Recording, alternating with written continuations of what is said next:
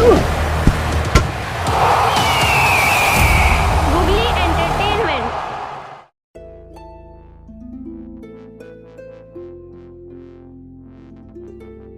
ये मैं डेफिनेटली चाहूँगी कि जो गूगली एंटरटेनमेंट चैनल देख रहे हैं वो सभी ये तीनों बुक ज़रूर पढ़ें। पहली है the power of big thinking, वड्डी सोच दा वड्डा जादू। सेकंड है the power of subconscious mind, और थर्ड है rich dad poor dad. Googly entertainment channel देख रहे सभी दर्शकों को दिल से नमस्कार। आज एपिसोड 26 में हम आपके रूबरू करने जा रहे हैं बहुत ही प्यारी शख्सियत रंजना नैयर जी को। रंजना नैयर जी अदाकारी के क्षेत्र में भी बहुत अच्छा काम कर रहे हैं, योगा ट्रेनर के रूप में भी बहुत अच्छा काम कर रहे हैं, और हमें प्राउड होता है, बहुत मान होता है ये जान के, आपको भी खुशी होगी कि रंजना नैयर जी मिसेज इंडिया भी रह चुके हैं। तो आओ मिलते हैं रंजना नैयर जी से। गूगली एंटरटेनमेंट के सारे दर्शकों को मेरी तरफ से प्यार भरी जय श्री कृष्णा। बात करते हैं कि ये जो मुकाम हासिल हुए हैं, जहाँ पूरे देश भर में, पंजाब में लोग इनको जानते हैं, वो सफ़र कैसे करा, ज़िंदगी के सफ़र में पड़ा दर पड़ा ये कैसे गुजरे, इन सभी बातों पे हम आज फोकस करेंगे। तो सबसे पहले रंजना जी, आपने कहाँ से शिक्षा ली? हाँ जी, मेरी जो ग्रेजुएशन हुई सेकेंडरी के बाद वो SR government college, Swaroop Rani government college जो है, वहाँ से मैंने ग्रेजुएशन किया। उसके बाद मैंने MA English Guru Nanak Dev university से किया। फिर उसके बाद मैंने B.Ed की, वो मैंने जम्मू यूनिवर्सिटी से की है। तो basically I am MA English B.Ed। तो मेरी जो भी शिक्षा रही है उसमें मेरे पेरेंट्स का बहुत ही अच्छा योगदान रहा है। मेरे मदर जो है सबसे बड़ी इंस्पिरेशन है मेरे लिए, जिन्होंने कि हर मुश्किल पड़ाव में मेरे साथ कदम से कदम रखा है, कभी मुझे अकेले नहीं छोड़ा। तो मैं अपने पेरेंट्स की तो बहुत ही ज़्यादा आभारी हूँ, क्योंकि मेरी मदर का रोल जो है वो सबसे मेन है मेरी लाइफ में, हमें पढ़ाने के लिए, मेरी सिस्टर्स को और मेरे ब्रदर को, मुझे पढ़ाने के लिए। बाकी आगे उसके बाद मैंने जब मेरी ग्रेजुएशन हुई, पोस्ट ग्रेजुएशन हुई, फिर मैंने B.Ed किया जम्मू यूनिवर्सिटी से। उसके बाद मुझे फिर जॉब्स के ऑफ़र्स आने लगे, और मैंने खड़क सिंह कॉलेज है अमृतसर में, वहाँ पे मेरी सबसे पहली जॉब थी एज एन इंग्लिश लेक्चरर। उसके बाद फिर मेरी शादी हो गई तो मैं बॉम्बे शिफ्ट हो गई। वहाँ पे भी मैंने रायन इंटरनेशनल स्कूल में बच्चों को शिक्षा दी है। और मेरा बेटा छोटा था तो मुझे थोड़ी प्रॉब्लम तो होती थी, पर मेरे जो हस्बैंड है बहुत ही कोऑपरेटिव है, उन्होंने भी मेरा बहुत साथ दिया है, जिसके कारण मैं अपना कैरियर जो है वो परस्यू कर सकी। उसके बाद फिर मैंने मेरे हस्बैंड की ट्रांसफरेबल जॉब थी, तो कभी हम लुधियाना, फिर अमृतसर, फिर हम बॉम्बे गए, वहाँ पे भी हम 4-5 साल रहे, फिर हम इधर आए। तो जहाँ जहाँ पे भी मैं रही हूँ तो मैंने वहाँ पे कुछ ना कुछ किया ही है, क्योंकि मुझे हमेशा होता था कि मैं कुछ लाइफ में ऐसा करूं कि जो सबसे अलग हो, सबसे डिफरेंट हो, कि हम अपनी यादें क्रिएट कर सकें, कुछ मेमोरेबल कर सकें, दुनिया में अपनी छाप छोड़ सकें। क्योंकि आते तो सभी हैं ज़िंदगी में और जाना भी है हमें एक ना एक दिन, तो हमारे जीते जी और हमारे जाने के बाद कोई हमें खुशी से याद कर सके। तो ऐसे सफ़र रहा। मैंने बहुत सारी जगह पे जॉब्स की। अब अमृतसर में आके भी मैंने बीबी कॉलेज पब्लिक स्कूल है, वहाँ पे भी मैंने 3-4 साल जॉब की है, अपना सर्विसेज दी हैं एज एन इंग्लिश टीचर। तो बहुत ही अच्छा सफ़र रहा। अपने मम्मा का नाम ज़रूर बताएं। जी, मेरी मम्मा, मेरी beloved mother Mrs Maninder Kaur, जो कि मेरी सबसे बड़ी इंस्पिरेशन है मेरी लाइफ में। और आपने उनके साथ साथ ही अपने अभी का नाम भी लिया है। जी। नाम नहीं लिया, बिल्कुल काम बताया उनका कि उन्होंने मेरे साथ जो है वो अच्छा करा बहुत ज़्यादा। हाँ जी, हाँ जी। उनका नाम? हाँ जी, संजीव नैयर, जो कि मेरी मदर के बाद जब मेरी शादी हुई तो हर लड़की को कुछ ना कुछ स्पेकुलेशंस होती है लाइफ में, तो मेरे हस्बैंड ने हर कदम पे मेरा साथ दिया है। संजीव नैयर, जो कि मुझे कभी उन्होंने रोका नहीं है, तो जो करना चाहती है कर, बट एक डिसेंट वे में कर। और मैंने भी अपनी लिमिटेशंस कभी क्रॉस नहीं की हैं, पर मुझे कुछ होता था कि मैं नहीं ऐसा करूँ ऐसा करूँ, तो वो मुझे हमेशा रेक्टिफाई करते थे कि नहीं तू कुछ ऐसा कर और ऐसे कर। तो मुझे अच्छा बहुत ही एक लाइफ पार्टनर, बड़ा अच्छा फ्रेंड मिला, तो जिन्होंने मुझे बहुत इंस्पायर किया। आज भी वो मुझे अभी भी कहते हैं कि तू जो कुछ करना चाहती है कर, तू अब घर में मत बैठ। तो उन्हीं की इंस्पिरेशन से मैं कुछ ना कुछ करती रहती हूँ। आप अपने हबी की इतनी तारीफ कर रहे हैं, और जो हमारे दर्शक जो देखेंगे, जिनके हबी जो सहयोग नहीं करते, उनके दिल पर क्या गुजरेगी, ये भी तो सोच लो। देखिए, ये कुछ अपने कर्मों का भी होता है। शायद मेरे कर्म अच्छे थे कि बाबा जी की कृपा से मुझे इतने अच्छे लाइफ पार्टनर मिले। ज़िंदगी में सभी को अच्छे इंसान मिलते हैं, कभी पेरेंट्स के रूप में, कभी भाई बहन के रूप में, कभी लाइफ पार्टनर के रूप में। अगर कोई भी आपको ऐसा इंसान मिलता है ना जो आपको हमेशा इंस्पायर करे, कुछ करने के लिए मोटिवेट करे, कभी उसका साथ मत छोड़ना और उसको हमेशा अपनी लाइफ में प्रेफरेंस देना। मेरा यही है, और सबको मिलता ज़रूर है किसी ना किसी रूप में। जी। आप योगा ट्रेनर भी हो, हाँ जी। आप अदाकार भी हो, आप मिसेज इंडिया भी हो। मिसेज इंडिया का जो सफ़र है, ये कैसे शुरू हुआ और किसने आपको इस तरफ जो है वो आगे बढ़ने के लिए प्रेरा?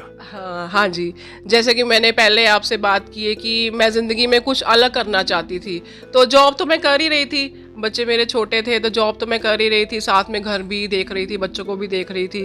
तो ऐसे ही जब मैं रैंप पे लेडीज़ को देखती थी ना कि अपनी एक जो अब जब हम जॉब करते हैं ना, तो हमारी आइडेंटिटी ज़रूर होती है कि हाँ हम एज एन इंग्लिश टीचर कर रहे हैं, तो मेरा नाम भी है वहाँ पे, मेरी आइडेंटिटी भी है।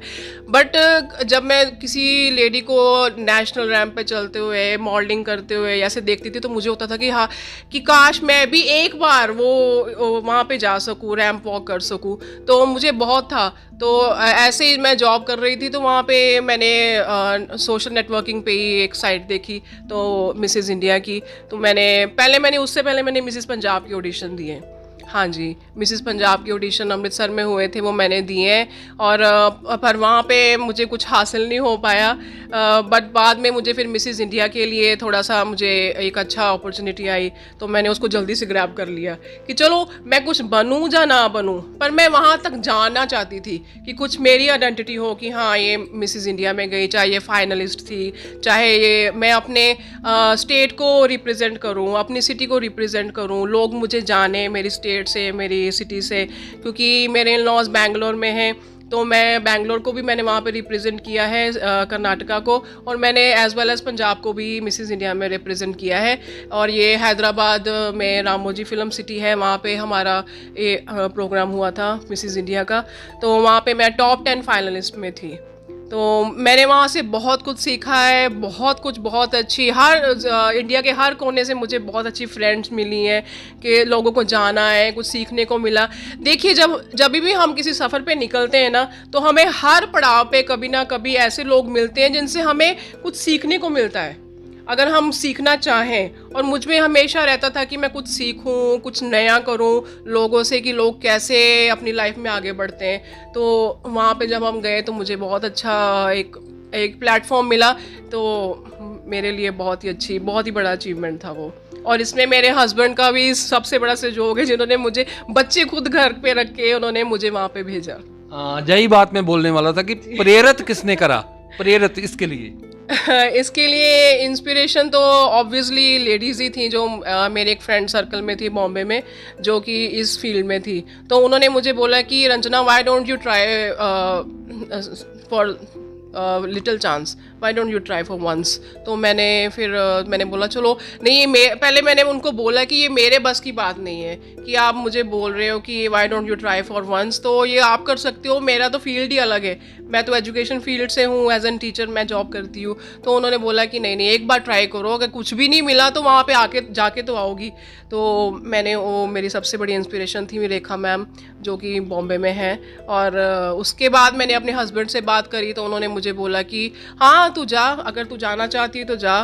तो बच्चों का इशू आया तो मैंने बोला कि बच्चे, तो उन्होंने बोला कि बच्चों की टेंशन मत लो, उनका हो जाएगा, मैं रख लूँगा। और सच में उन्होंने अपनी जॉब के साथ साथ बच्चों को भी मैनेज किया और बहुत अच्छे से मैनेज किया। और मेरे बच्चे भी बड़े अच्छे हैं जिन्होंने मुझे कहा मम्मा आप जाओ, आप अपना ड्रीम पूरा करो, हम अपने आप को देख लेंगे। तो मेरे हस्बैंड और मेरे बच्चों ने मुझे बहुत इंस्पायर किया इसके लिए।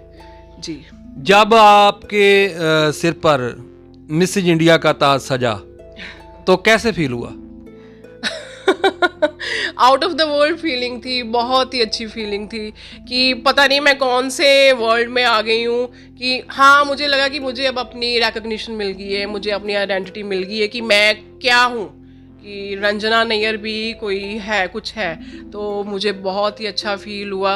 उसके बाद आके मैंने अपने आप को और ग्रूम किया, क्योंकि हर कोई भी इंसान परफेक्ट नहीं होता है, सब में कमियां होती हैं। एंड ऑब्वियसली मेरे में भी बहुत सारी कमियां हैं, फ्लॉज हैं। तो मैंने उनको रेक्टिफाई किया और आगे बढ़ने के लिए मैंने और भी बहुत कुछ किया बाद में। जब मिसेज इंडिया का ताज सजा उसके बाद कुछ ऐड वगैरह भी आनी शुरू होती हैं, कुछ आपके हिस्से भी आई?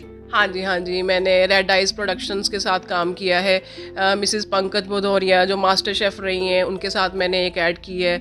और उसके बाद एक और शूट्स थे, डिज़ाइनर ड्रेसेस के शूट्स थे, वो भी मैंने किए।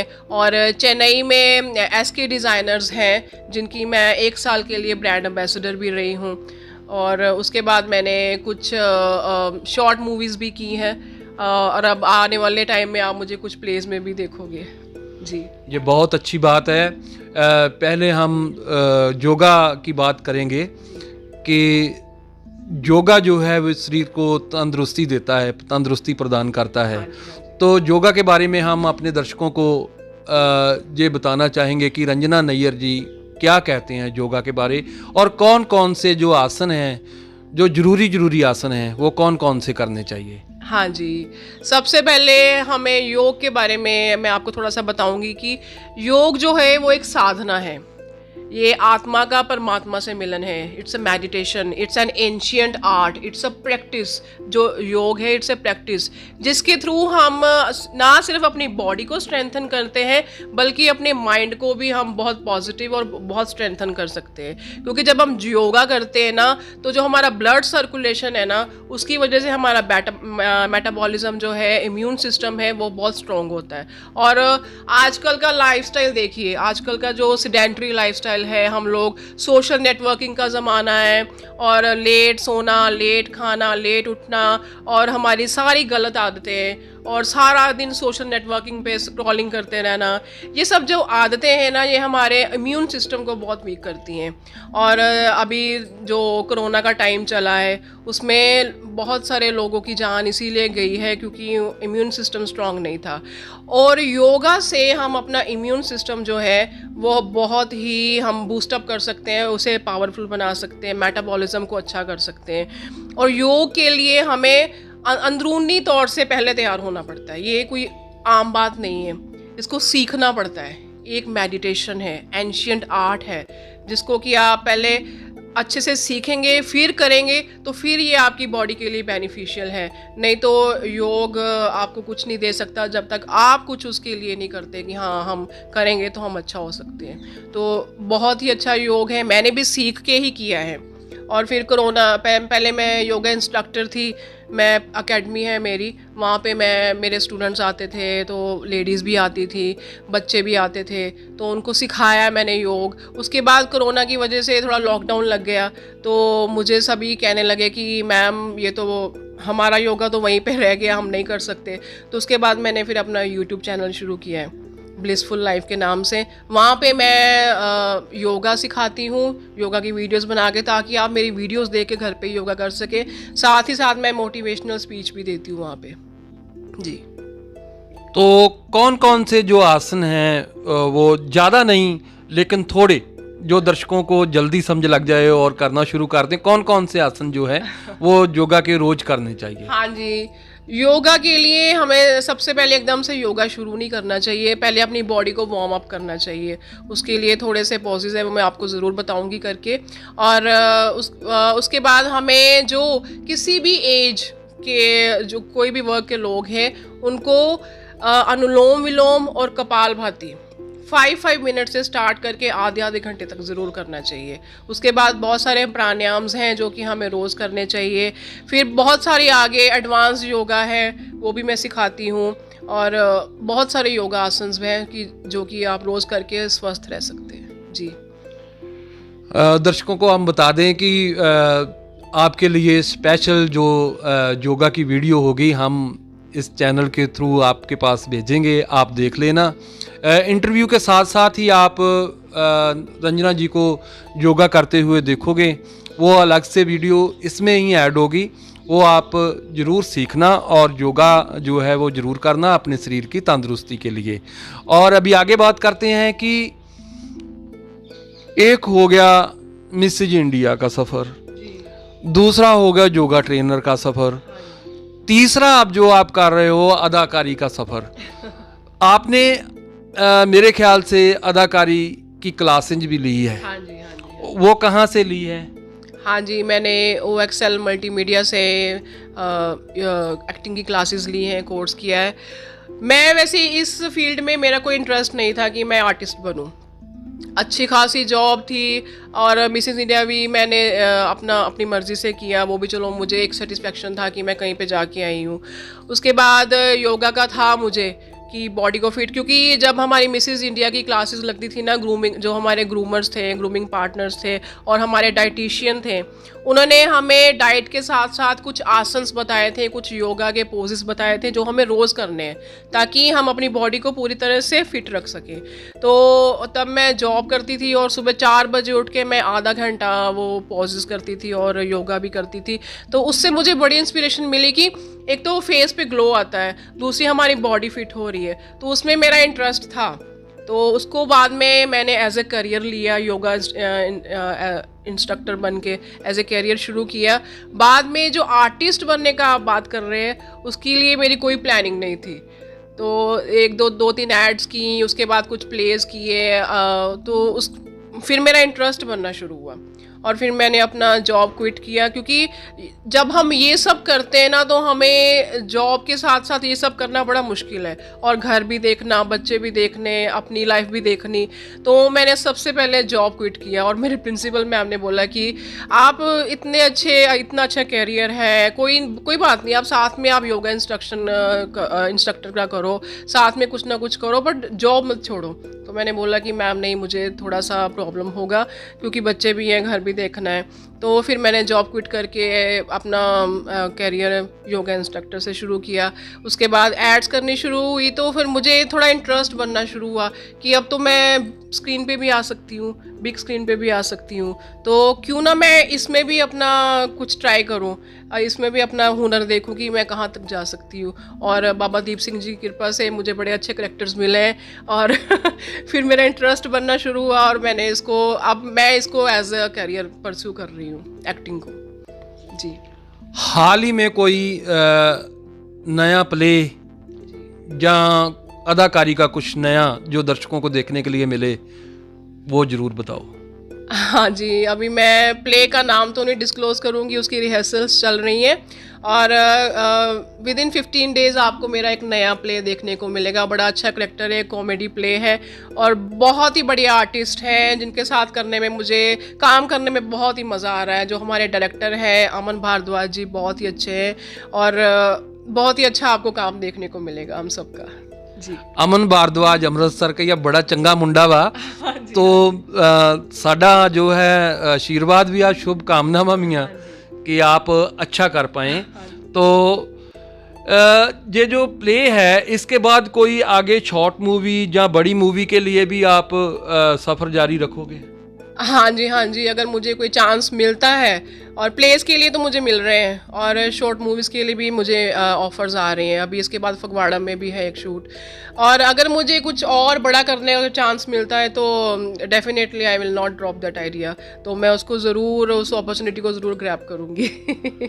तो परिवार के बारे में ज़रूर बताएं, कौन कौन है? हाँ जी, मेरी फैमिली में मेरे हस्बैंड है संजीव नैयर जी और मेरे 2 बड़े प्यारे बच्चे हैं, अंशुल नैयर एंड हैरी नैयर, और बहुत ही कोऑपरेटिव बच्चे हैं, बहुत ही ज़्यादा।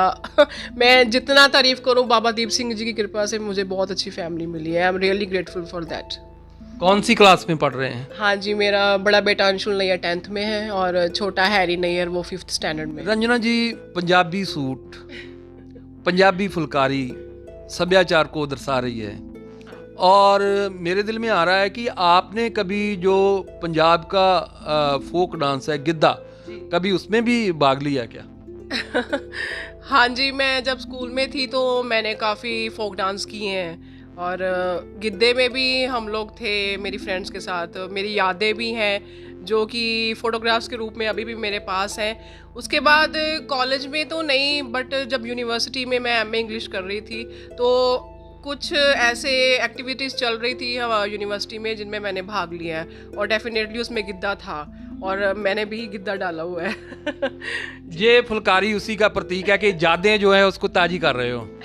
जी जी जी, ये फुलकारी तब के टाइम की ही है जब मैं यूनिवर्सिटी में एम इंग्लिश कर रही थी, तब की है ये।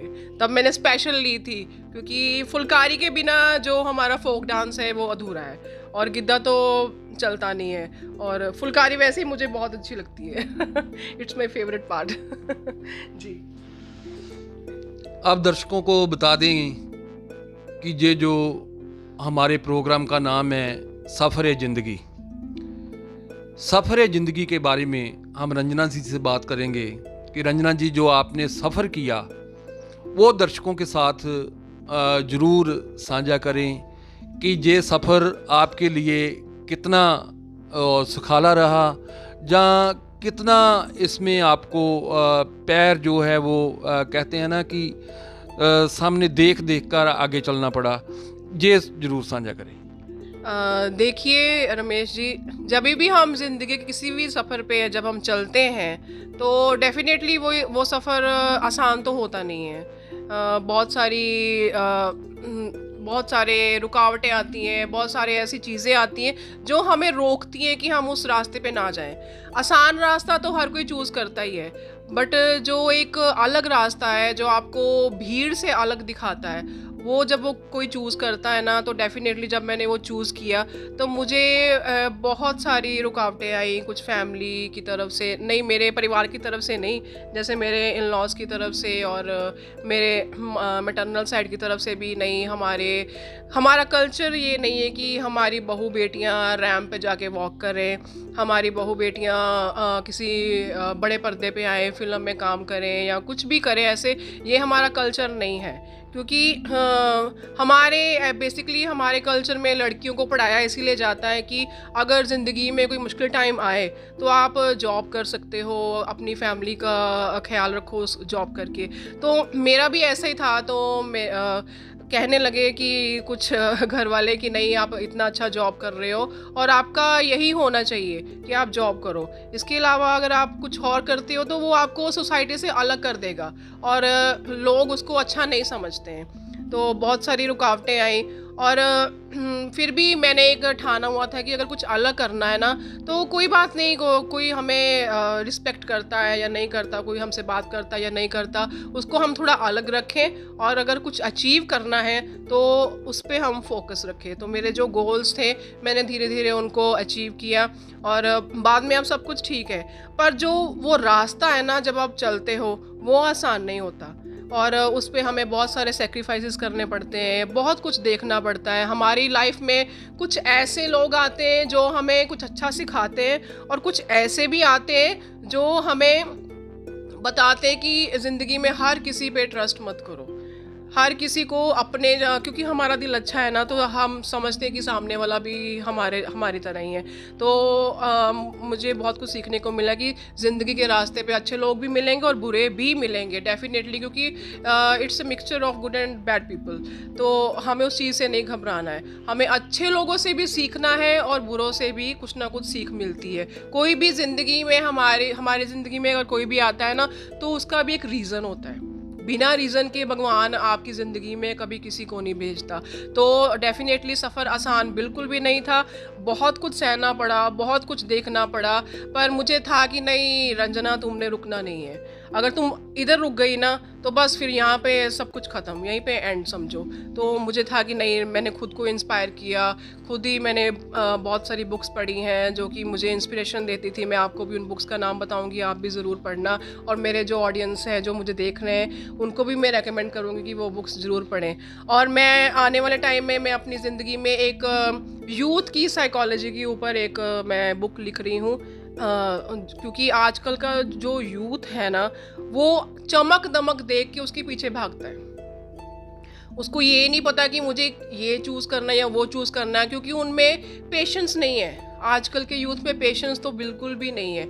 हमें जो इजी रास्ता लगता है हम उस पर चलें और जल्दी से उस चीज़ को हासिल करके अपनी ज़िंदगी में सेटिस्फाई हो जाएं।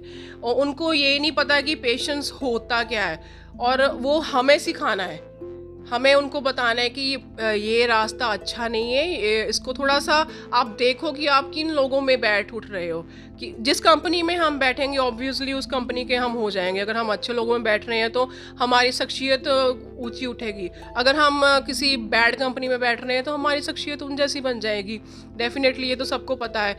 पर मुझे थोड़ा सा कंसर्न हुआ क्योंकि मेरे बच्चे भी बड़े हो रहे हैं। मेरा बड़ा बेटा भी अब 15 साल का है, तो वो भी कई तरह के लोगों से मिलता है। उसकी कंपनी में बहुत सारे लोग आते हैं क्योंकि स्कूल जाते हैं, हमारी कॉलोनी में मिलते हैं, और कहीं पे भी जाते हैं तो वो मिलते हैं। तो मुझे उससे ख्याल आया कि मुझे यूथ की साइकोलॉजी के ऊपर एक बुक ज़रूर लिखनी चाहिए, और मैंने अभी वो स्टार्ट की है। मैंने 1-2 टॉपिक ही उस पर लिखे हैं। मैं आपको वो बुक भी ज़रूर जब मेरी कंप्लीट हो जाएगी तो मैं आपके रूबरू करूँगी। तो मैं यूथ को एक ये मैसेज देना चाहती हूँ कि आप ज़िंदगी में सबसे पहले पेशेंस रखें। आपको जो अचीव करना है डेफिनेटली वो आपको मिलेगा, वो आपसे दूर जाने वाला नहीं है। क्योंकि अगर आपने एक बार सोच लिया कि मुझे यहाँ पे जाना है, मुझे जॉब करनी है या मुझे कुछ और अचीव करना है, मुझे बिजनेस करना है, तो वो आपको मिलेगा, वो कहीं पे जाने वाला नहीं है। बस उसके लिए थोड़ा पेशेंस रखें, चमक दमक के पीछे, ग्लैमर के पीछे मत भागे, क्योंकि रातों रात कुछ नहीं मिलता है। और यूथ तो यही चाहता है कि मुझे रातों रात सब कुछ मिल जाए, क्योंकि सोशल नेटवर्किंग का ज़माना है। हमारे जो बच्चे हैं वो बिल्कुल हर कोई यूज़ कर रहा है सोशल नेटवर्किंग, चाहे वो यूट्यूब है, इंस्टाग्राम है, स्नैपचैट है, कुछ भी है, वो हमारे बच्चों की लाइफ का एक हिस्सा बन चुका है। हमें पता है कि उसके एडवांटेजेस और डिसएडवांटेजेस क्या है, बट बच्चों को अभी नहीं पता, क्योंकि वो अभी कच्ची उम्र में हैं। तो उनको हमें ही सिखाना है as a parent, as a guardian, कि क्या सही है बच्चे और क्या गलत है। और तुम सीधे रास्ते पे चलो तो डेफिनेटली मंजिल मिलेगी। भगवान का रास्ता जो आप लेके चलते हो, भगवान को अपने साथ लेके चलते हो, तो आपको मंजिल ज़रूर मिलती है। पर थोड़ा पेशेंस रखें, थोड़ा सा अपनी कंपनी पे ध्यान रखें कि कौन सी कंपनी में हम उठ बैठ रहे हैं। थोड़ा सा अपने गोल सेट करें और उनके ऊपर टाइम दें। गोल्स को टाइम दोगे तो वो पूरे होंगे, क्योंकि गोल्स भी 2 तरह के होते हैं। एक तो शॉर्ट टर्म गोल्स है, एक लॉन्ग टर्म गोल्स है। शॉर्ट टर्म गोल्स जो होते हैं वो हम 3-4 महीने में अकम्प्लिश कर लेते हैं। लॉन्ग टर्म जो गोल्स होते हैं हमारे जो बच्चे सेट करते हैं, उनको 4 साल, 5 साल, 6 साल, वो उनके ऊपर डिपेंड है कि उनकी एबिलिटी क्या है, उनका टैलेंट क्या है। तो अपने गोल्स को पहले सेट करें कि हमें कौन से गोल्स कैसे लेके चलना है, फिर आप आगे बढ़ते हो तो आपको डेफिनेटली सक्सेस मिलती है। और हमारी ज़िंदगी बहुत खूबसूरत है, ज़िंदगी सच में बहुत कुछ देती है। ये खट्टे और मीठे जो हमारे एक्सपेरिमेंट्स हैं, जो हमारे अचीवमेंट्स हैं, जो भी हमें ज़िंदगी में मिलता है, उसका मिक्सचर है। ज़िंदगी जो लाइफ है it's really beautiful, it's so easy. इसको आप वो कहते हैं ना कि इसको आप अपनी एफर्ट से मुश्किल बनाते हो कि नहीं, ज़िंदगी में हमें ये नहीं मिला, हमें वो नहीं मिला, उसको ये मिल गया, हमें क्यों नहीं ये मिला। क्योंकि उसकी अपनी एफर्ट्स थी, इसलिए उसको मिला है। वो उस मुकाम पे गया है, कैसे गया है, आपको उसकी सक्सेस दिख रही है, बट आपको ये नहीं दिखा कि वो उस रास्ते पे चल के उसने क्या क्या सहन किया है, क्या क्या देखा है, कैसे वो पहुंचा है। चाहे कहीं वो भूखा तो नहीं रहा, कहीं उसने अपना घर तो नहीं छोड़ दिया, उसने क्या क्या देखा है वो हम नहीं देखते। हमें बस पता है कि हाँ वो पहुंच गया है तो हमें भी वहीं पे पहुंचना है, बट हमारे गोल सेट नहीं है। तो इसलिए यूथ की साइकोलॉजी पे मैं बुक लिख रही हूँ, जिसमें मैं सारे एक्सपेक्ट्स जो लाइफ के हैं उनको पूरा कवर करूँगी, और मैं कोशिश करूँगी कि वो बुक जो है मेरी सब जगह नेशनल लेवल पे जाए, ताकि लोग उसका थोड़ा फ़ायदा उठा सकें। और उसके लिए मैं क्लासेस भी ले रही हूँ अभी। जी, आपने बोला अभी अभी कि मैं एक बुक पढ़ी, वो दर्शकों को भी बताऊंगी, उसका नाम आपको भी बताऊंगी। आपने बताया नहीं, उसका नाम जरूर बताएं। हाँ जी, उस बुक का नाम है मैजिक ऑफ बिग थिंकिंग, वड्डी सोच दा वड्डा जादू। और ये पंजाबी, हिंदी और इंग्लिश तीनों एडिशंस में मिलती हैं, तीनों लैंग्वेजेस में मिलती हैं। जिस लैंग्वेज में भी ऑडियंस को कन्वीनियंट लगे, चाहे वो पंजाबी हो, हिंदी हो, इंग्लिश हो, आप ये बुक ज़रूर पढ़िए। उसके साथ मैं आपको 2 बुक्स और बताऊंगी। सेकंड है द पावर ऑफ सब conscious mind bye Joseph Murphy. और जब आप ये बुक को पढ़ोगे तो आपको सही मायने में पता चलेगा कि हमारा जो सब कॉन्शियस माइंड है वो कैसे वर्क करता है, और उसकी हेल्प से उसको कमांड दे के हम अपने ड्रीम्स को कैसे अचीव कर सकते हैं। और तीसरी जो बुक है वो है रिच डैड पुअर डैड। और ये मैं डेफिनेटली चाहूँगी कि जो गुगली एंटरटेनमेंट चैनल देख रहे हैं वो सभी ये तीनों बुक ज़रूर पढ़ें। पहली है the power of big thinking, वड्डी सोच दा वड्डा जादू। सेकंड है द पावर ऑफ सब कॉन्शियस माइंड, और थर्ड है रिच डैड पुअर डैड। आप चाहे रोज़ को 1 पन्ना पढ़ें, 2 पढ़ें, 3 पढ़ें सोने से पहले, क्योंकि जो हमारा सब कॉन्शियस माइंड है ना वो 24 घंटे वर्क करता है। कॉन्शियस तो सिर्फ जब हम जागते हैं तो वो हमारे साथ काम करता है, हमें बताता है कि हाँ ठीक है, ये कर लो, ये सही है, ये गलत है। जो सब कॉन्शियस माइंड है ना वो बहुत पावरफुल चीज़ है। अगर वो आप कमांड ना भी दे ना, तो सारे दिन में जो भी आप कर रहे हो ना वो उसमें से कोई चीज़ पकड़ के ना वो उस पे काम करना शुरू कर देगा। और रात को जो हमारा सबकॉन्शियस माइंड होता है वो ज़्यादा एक्टिव होता है, और उसका बेनिफिट लेने के लिए जो बड़े लोग क्यों पढ़ते हैं बुक्स, हाँ उनकी हैबिट्स नहीं होती कि वो बड़े लोग हैं बुक्स पढ़ रहे हैं, वो भी हमारे जैसे इंसान हैं, वो भी हम जैसी आम जिंदगी जीते हैं। तो आप अपना एक हैबिट बनाइए कि रोज़ रात को सोने से पहले 1 पन्ना, 2 पन्ने या 3 पन्ने, जितना भी आपको लगे, 10 मिनट, 5 मिनट आप ज़रूर पढ़ें। डेफिनेटली आपको अपनी ज़िंदगी का मायने पता चलेंगे कि लाइफ जो है वो बहुत ही खूबसूरत है, और हम कैसे अपने मोमेंट्स को मेमोरेबल बना सकते हैं, कैसे अपनी लाइफ को ब्लिसफुल बना सकते हैं, कैसे अपनी शख्सियत को ऊंचा उठा सकते हैं। और यूथ को तो मैं डेफिनेटली कहूँगी आपके चैनल के माध्यम से कि प्लीज़ अपनी जो लाइफ है उसमें हरी भरी मत करें, पहले सोचें विचारें, अपने गोल सेट करें, और ये बुक्स तो ज़रूर पढ़ें, आपको डेफिनेटली अपनी मंजिल ज़रूर मिलेगी। जी रंजना नैयर जी, कोई ऐसी याद जो दिल में धड़कती हो, जो साथी आपको आगे बढ़ने की प्रेरणा देते हो, वो लोग या कुछ वो लोग जिनको आप हमेशा दिल में रखते हो, ये जरूर बताएं। हमारी सबकी लाइफ में फ्रेंड्स जो होते हैं, जो बचपन से ही बन जाते हैं, चाहे हम नर्सरी में पढ़ते हैं, केजी में, कुछ भी बच्चे पढ़ते हैं, कॉलेज तक जाके, शादी के पहले, शादी के बाद, तो सबके फ्रेंड्स होते हैं। और वो सबसे मीठी यादें हमारी ज़िंदगी की जो हैं वो फ्रेंड्स ही देते हैं। तो मेरे 4-5 बहुत ही क्लोज़ फ्रेंड्स थी, जो कि अभी तो वो दूसरी कंट्रीज़ में मैरिड हैं।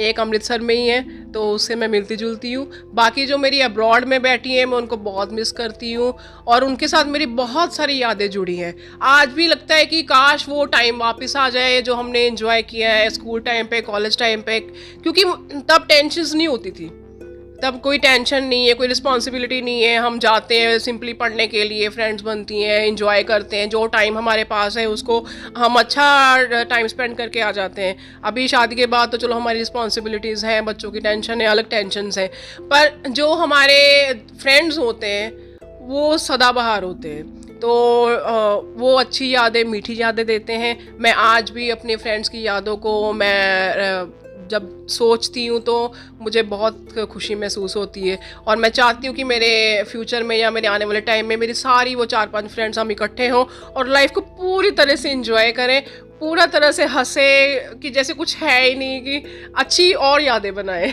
उनका नाम जरूर बताओ। हाँ जी, हाँ जी, मेरी फ्रेंड्स हैं, मनप्रीत है, गुरप्रीत है, डॉली है, और जसमीत है, जसनीत है, और गुड़िया है।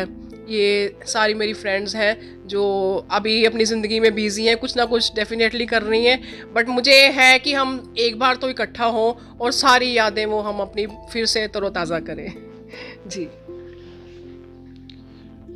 गुगली एंटरटेनमेंट चैनल पे ये था आज का एपिसोड सफ़र ज़िंदगी रंजना नैयर जी के साथ। आप सबको कैसे लगा ये लाइक, शेयर और कमेंट करके ज़रूर बताना। मेरे साथ हमेशा की तरह मेरे दोस्त नवदीप सोता जी आज ये एपिसोड कवर कर रहे हैं। फिर वादा करते हैं और दिल से वादा करते हैं कि आने वाले संडे को भी हम आपके लिए अच्छी शख्सियत लेकर आएंगे। तब तक दो इजाज़त। धन्यवाद। Hello everyone, welcome to my YouTube channel blissful life. प्राणायाम योग की साधना है जो रोगियों के लिए एक औषधि और हेल्दी लोगों के लिए तंदुरुस्त रहने का एकमात्र तरीका। तो आइए आज हम करेंगे ऐसे 5 प्राणायाम जिन्हें रोजाना करने से हम कम से कम 100 बीमारियों से मुक्ति पा सकते हैं। तो चलिए शुरू करते हैं आज का योग। सबसे पहले भस्त्रिका प्राणायाम। इसमें आप सांस भरिए और फिर सांस को छोड़िए। ये 1 मिनट की अवधि से 5 मिनट तक कर सकते हैं, जिससे कि बीपी, थायराइड, डायबिटीज जैसे कई बीमारियों से हम छुटकारा पा सकते हैं।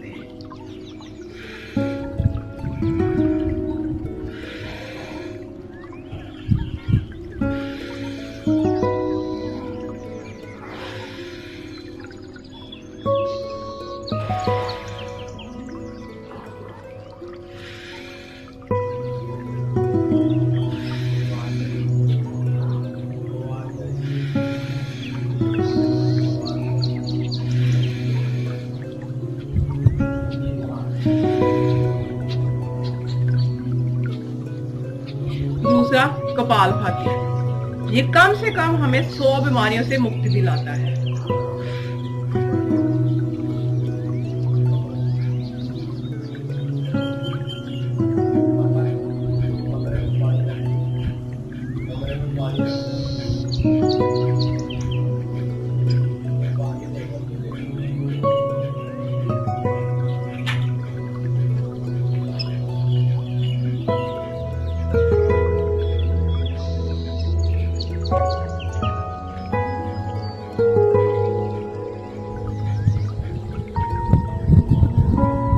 तीसरा अनुलोम विलोम। अनुलोम विलोम में हम अपना थंब और इंडेक्स फिंगर यूज करेंगे।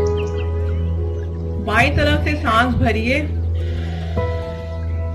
और दाईं तरफ से छोड़िए। फिर दाईं तरफ से भरिए और फिर बाईं तरफ से छोड़िए। इसे ऑल्टरनेटिवली हम दोनों साइड से करेंगे। बाईं तरफ से भरिए और दाईं तरफ से छोड़िए।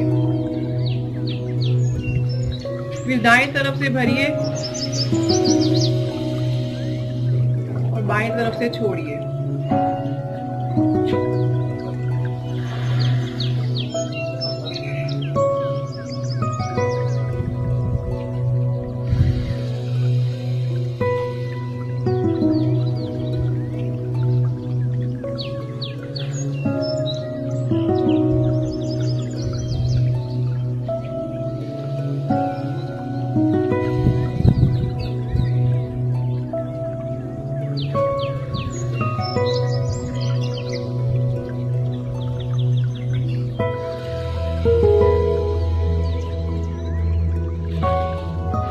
ये था अनुलोम विलोम। अब हम करेंगे भ्रामरी।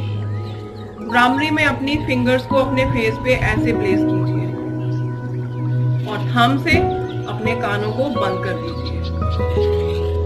अब हम सांस भर के ओम का उच्चारण करेंगे और फिर बाद में सांस को छोड़ देंगे।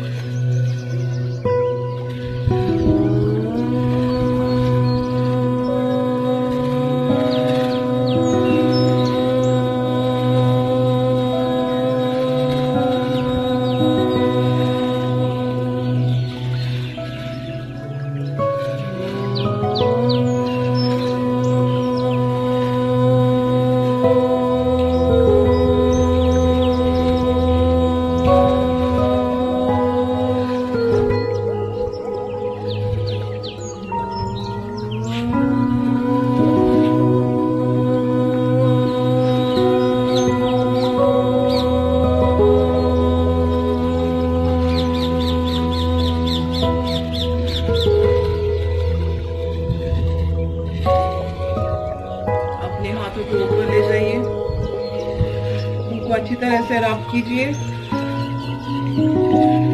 फिर उनको अपनी आंखों पे मलिए, अपने पूरे शरीर पे मलिए